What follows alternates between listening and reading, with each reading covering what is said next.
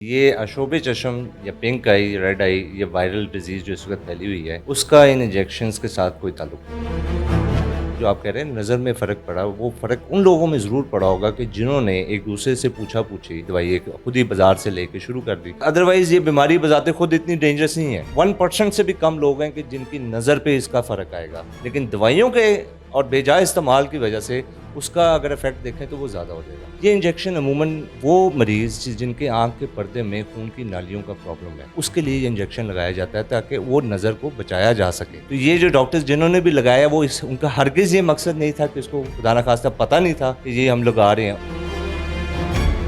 एक चीज़ मैं थोड़ी क्लेरिफ़ाई कर दूँ कि ये अशोब चश्म या पिंक आई, रेड आई, ये वायरल डिज़ीज़ जो इस वक़्त फैली हुई है, उसका इन इंजेक्शंस के साथ कोई ताल्लुक नहीं है।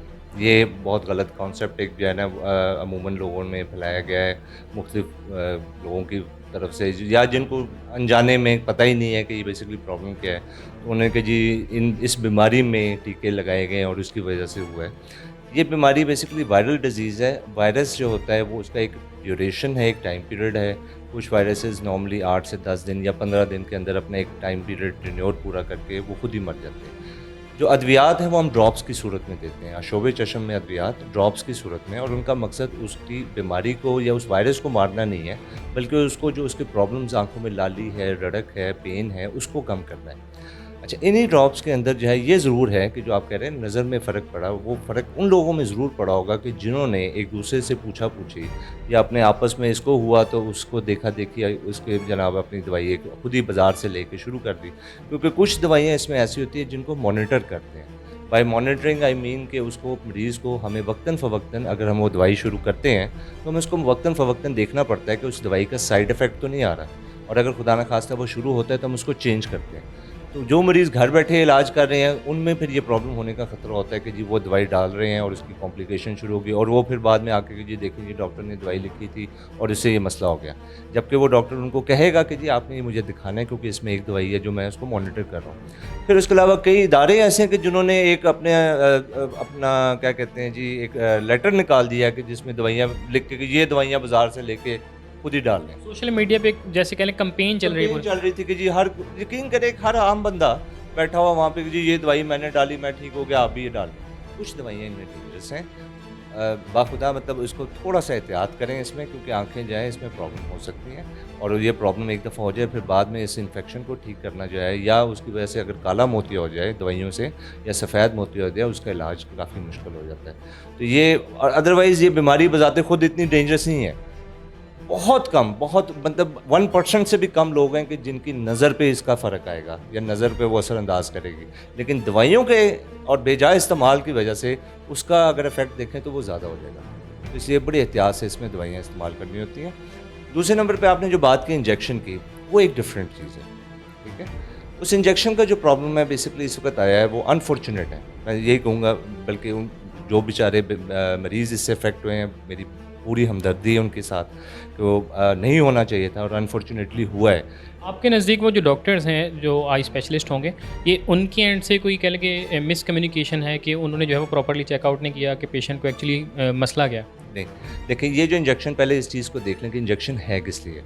ये इंजेक्शन अमूमन वो मरीज़ जिनके आँख के पर्दे में खून की नालियों का प्रॉब्लम है, कि जिसमें से खून लीक करता है, क्योंकि ये इंजेक्शन जो है बेसिकली नई नालियाँ जो खून की बनती हैं और जो फट सकती हैं, उनकी ग्रोथ को कम करता है। इसको हम कहते हैं एंटी वेजेफ या anti vascular endothelial growth factor. इस दवाई का मकसद, ये दवाई पिछले 15-20 साल से इस्तेमाल हो रही है, ठीक है? पाकिस्तान में क्या दुनिया भर में। और ये जो सबसे इम्पोर्टेंट चीज़ है कि जी ये रजिस्टर्ड नहीं है, ये एफडीए की अप्रूव्ड है दवाई ऑफ लेबल। ऑफ लेबल का मतलब है कि ये किसी और मकसद के लिए बनाई गई थी, लेकिन इसका इस्तेमाल और चीज़ों में भी किया जा सकता है और उसके रिज़ल्ट्स हैं। तो एफडीए ने उसको इस मकसद के लिए अप्रूव किया हुआ है। पाकिस्तान में ड्रैप ने इसको रजिस्टर किया है, नहीं किया, मुझे इसकी तफ़सील नहीं है। लेकिन बेसिकली जो दवाइयों इसका जो इलाज जो है वो उन लोगों में किया जाता है कि जिनमें शुगर की वजह से, ब्लड प्रेशर की वजह से, खून की नाली बंद होने की वजह से, या उम्र के साथ जो है पर्दे के अंदर कुछ ऐसी तब्दीली आती हैं जिसमें से नालियाँ डैमेज होकर लीक करती हैं, तो उसके लिए ये इंजेक्शन लगाया जाता है ताकि वो नज़र को बचाया जा सके।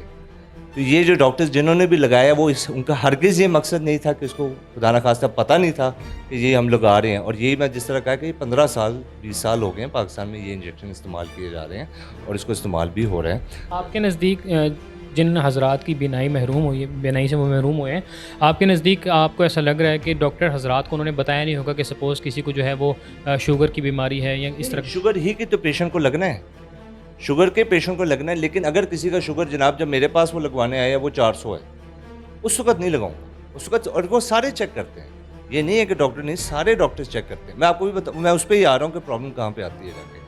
अब मेरे मरीज़ को जिसको मैंने अब सुबह के टाइम पे देख के सारा उसको कहा जी अब जाओ शौकत खानम पे लाओ। अब शौकत खानम वाले जो हैं वो वहाँ पे वो पूरा नए बैचेस बनाते हैं हर कुछ घंटों के बाद।